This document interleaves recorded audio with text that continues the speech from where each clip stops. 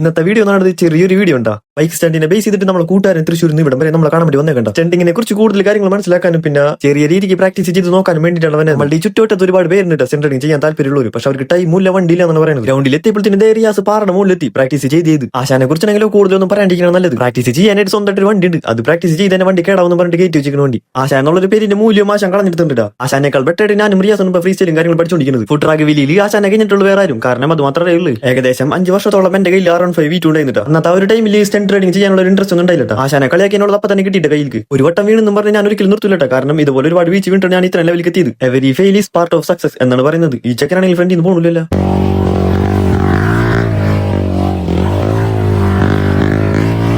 ഒന്നും ചെയ്ത് നടക്കാൻ ടൈമില്ല എന്ന് പറയുന്ന ഒരിടത്തൊരു കാര്യമുണ്ട്. അവസരം നമ്മളെ തേടി വരില്ല, നമ്മൾ ക്രിയേറ്റ് ചെയ്യുന്നത്. ഇവന്മാര് രണ്ടാളും നീ ചിരിക്കണ്ട. നേരത്തെ ഞാൻ ഒരു വീഴ്ച വീണല്ല ആശാനെ കളിക്കിട്ട് അതിന്റെ കളിയൊക്കെയാണ് കാണുന്നത്. ഈ ഒരു വണ്ടിയും സ്റ്റണ്ട് യൂസ് ചെയ്യാനുള്ള പ്രിപ്പയറിംഗ് ഉണ്ട്. ആദ്യം തന്നെ ക്രാഷ് കേജ് ഒന്ന് സെറ്റ് ആക്കണം. അതിനുശേഷം നമ്മൾ ഹാൻഡ് ബ്രേക്കും കാര്യങ്ങളും സെറ്റ് ചെയ്യാൻ പോകുന്നത്.